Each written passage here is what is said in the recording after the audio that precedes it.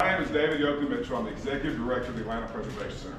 You're in the oldest house in the city of Atlanta. It was constructed between 1854 and 1856. Were there other homes older than this? Yes. In 2024, in May of 2024, this is it. This is number one. Anybody wants to argue all day, I'll do it. That being said, I'm going to pass around the image real quick for everybody to look at. Cliff, I will start with you. Yep. The room that you're in looked like this in 2001. Yeah, I'll walk around on my feet. So I kind of showed you what the space looked like. No ceiling, no floor, vacant, open. This was, most people would call it a hovel. Now, what makes it kind of interesting is the house going through iterations and all kinds of stuff going on. But we, the Atlanta Preservation, took it over. We took it off the courthouse steps and took on the responsibility. Now, one of the cool things that really happened during this entire process is, since taking possession of it, we recreated the original lot. When Grant made Grant Park and all it was subdivided to make all these lots and homes being built, this was obviously carved out in a larger piece, which we have reconstructed. So that's why this piece of property touches both Orleans and St. Paul. So we have those two things. It's really kind of neat. Now it does create a wild experience of living in Atlanta because people get comfortable. So we do have people that walk through the dogs and all kinds of stuff every now and then. So I have all kinds of needed conversations. People going like it's not a park, it's actually a place. But this all being said, one of the really cool things about it, anywhere you look around here, you see the gray material or gray wood, silver looking wood is original to the house. So it was really kind of neat. It was COVID, and I didn't do that. COVID, I had a friendship. Being left alone in this house for weeks and hours and days at a time really allows you to go through the records, look at stuff, and get things. So, for example, that center column, that window, which is the south window in this room, that was underneath this house 2 years ago. So that entire window was deconstructed and reconstructed with the original material from the house. But the other thing about it is, if you look, you see the wood pegs on the top of these things, where they're all kind of put together. When you take something that hasn't been assembled for over a century and you stick it in and it fits, it's pretty neat. So you really start getting that. But other than do it, all the light in this room is natural. There's not one fluorescent light on or one electrical light. So this is all as it would have been. So it's all intentional. Also too, when the house was built, it sat on 600 acres by itself. So there's nothing else here. There wouldn't have been a house here and there wouldn't have been a house on the other side. So all would have sat open. So it really got your thing. So it also just acclimated north, south, east, and west. And so the other thing about this is that the house, over the course of time, the entire theme stays lit because of the way it was set up with the sun to catch views and also the whole thing. Houses tell you a lot of stuff if you listen to them, particularly if you're working with them. But when you go here, I can go with other little things, but in the room Bobby Jones was born, everything was symmetrical. So arguably there was a window like this in that room, but in the post-war, they added on to the back because if you look at it, the materials change, all this kind of stuff. LP Grant, post-war, this house, and we go to, in the room over there, forgive me if I'm jumping around, I'm trying to be concise in it, but in the room, I'll take you around, I'll walk you around once you're kind of done eating. But the room over there is where he designed the 33-mile defensive line that surrounds the city of Atlanta. So all the Confederate entrenchments and all the stuff that were done in Atlanta were designed by the guy that built this house, who also brought the railroads here. He designed them in there, and that's 1863. 1883, 3 decades later, the same place where he makes the first public park. And then he says this should be an open park. So Grant Park was never segregated. And so never segregated, we have the zoo, and we have the zoo, this house, and we have the park. The park is the oldest park in the city of Atlanta, the zoo is the oldest cultural space, and this is the oldest house. So in one kind of really walk around the building, you have 3 of the oldest things in the entire city of Triumph.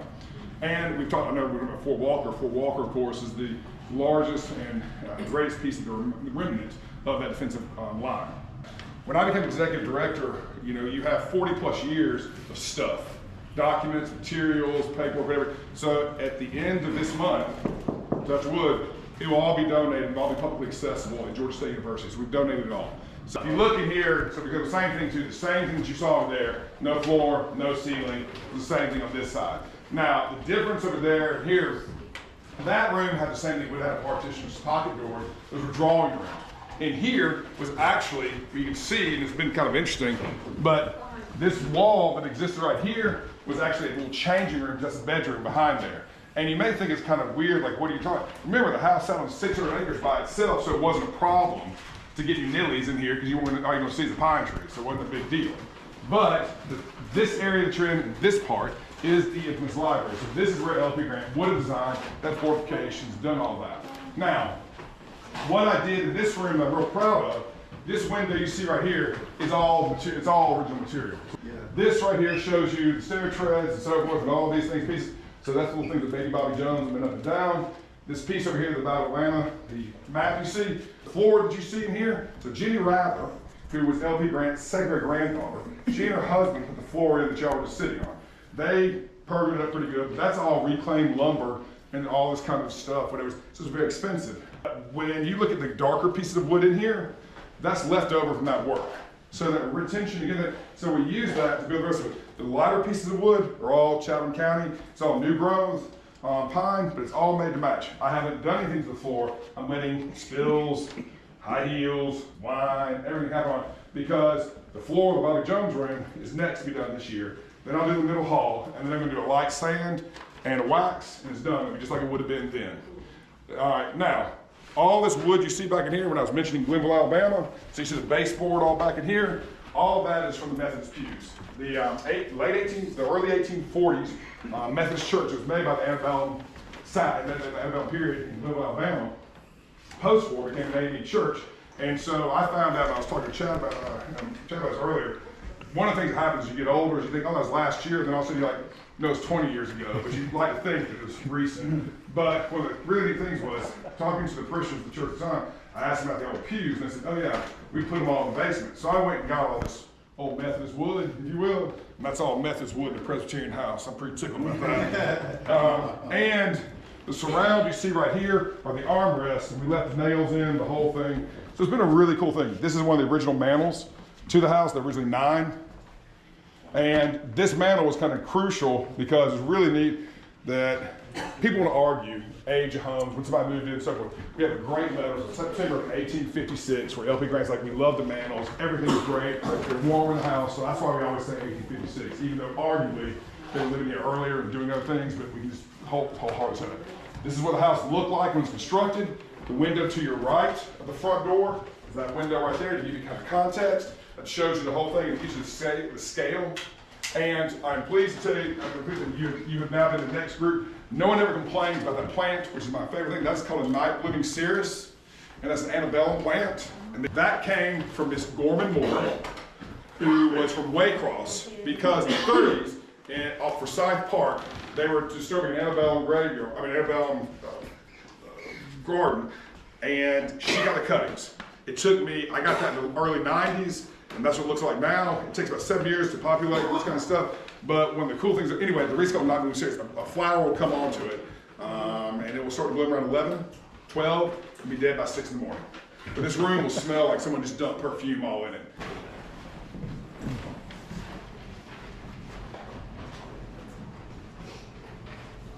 That looks kind of like Sidney Lanier. It is sitting there.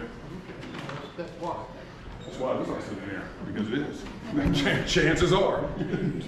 So you're in the main kind of hallway here. Obviously, with cliffs to this side, this is where, with the newel post been, the staircase would have been over here.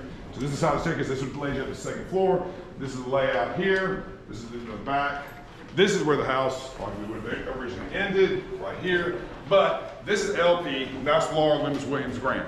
Now, the two things, that's original portrait to the house.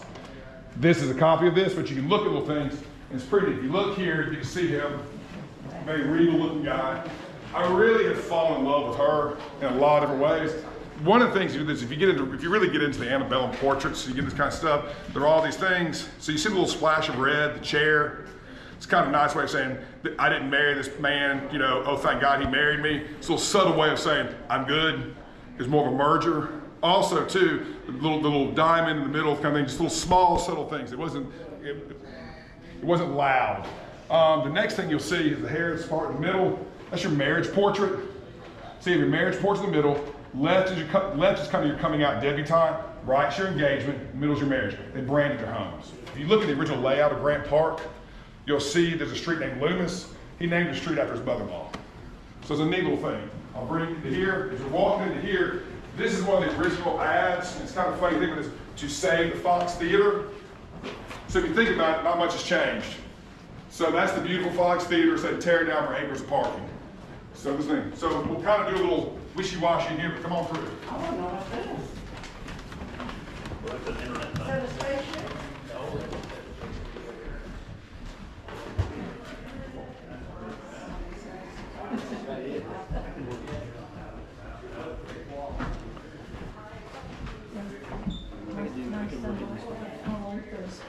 If y'all have any questions, Is it true, David, that the mantle in the other room was found in the backyard? it was found actually on the side right here.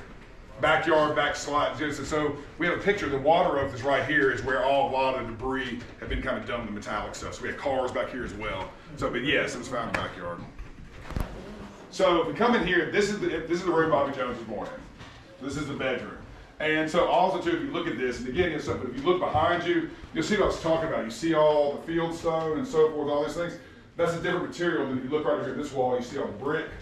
So that's where you kind of make the argument that the post-war aspect, you still have the masons and stuff, but the material change. Remember, this is the guy who built on the railroad, so having field stone available was not something that he was going to have to go, really look for. So you have all this.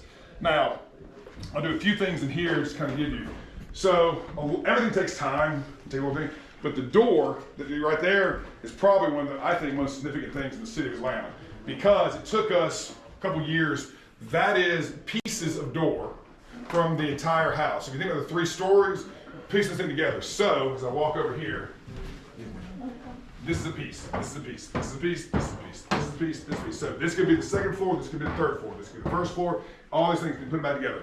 Hardware is original. Everything. The only thing that's on here is the doorknob. It's from Eufaula, Alabama. That was I'm point of personal privilege, and I have no issue with it.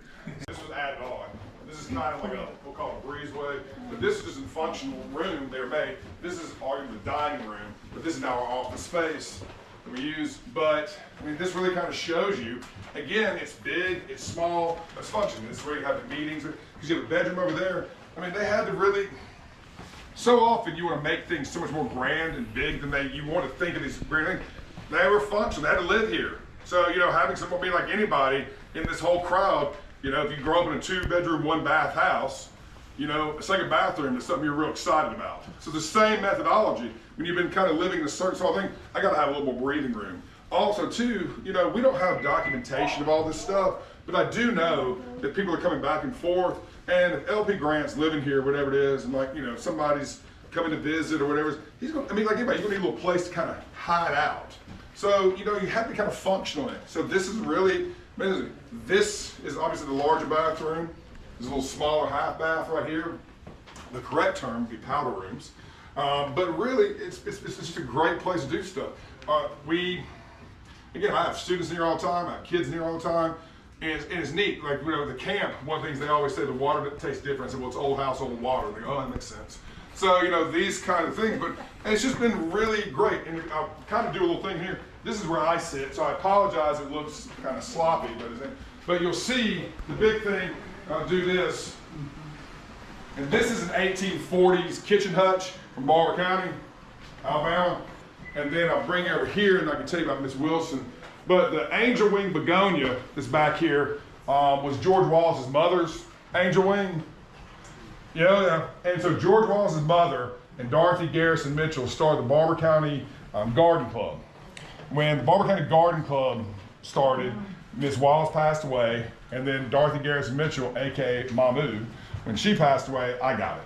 And I brought it up here. It has not stopped blooming since 2018.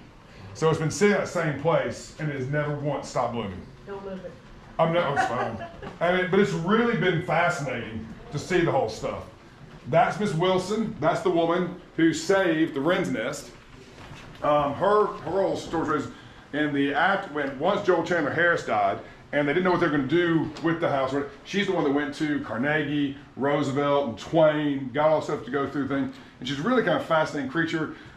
Really heavily involved in the Dawes American Revolution, the YWMCA, WMCA, thank you, I'm sorry, I was looking at you guys like W. Well, and then also United Confederacy, did all this kind of stuff, and then in the aftermath, traditional kind of thing. Once she took on early onset dementia and so forth, she died alone in Millersville. So she's really kind of a fascinating creature, but it's a great portrait. It's also 1890s Atlanta. I love it, and she and I get along very well. We've never had a quarrel. And we Yes. gotta go for a walk. Let's go. All right. That is the coolest desk cubicle in all of Atlanta. Yeah. Thank you. Back here, all right.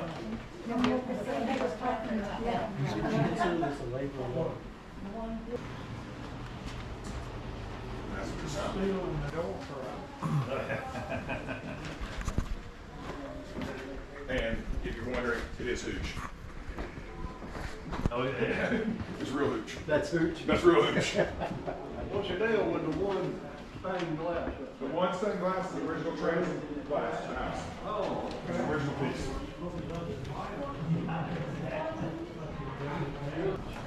Like, I'm gonna see Fort Lauderdale. Yeah. David, could you quickly talk about that? Sure, that's the original transom piece that was returned to us when we started restoring the window. Two gentlemen liberated it in the late 70s. We saw that we were restoring the front door and so forth. Asked if there would be no negative feelings or hard feelings shared, which we said none whatsoever. We had a glass of wine, they brought it up here, and put it up the same day. And they said that's where they took it from. So that's the other big part. They said that's where they got it. So it went straight from there and had a several decade hiatus and went right back. Show me that piece You've of done a window good glass. job, thank you. All right. Can you show me the piece of window glass?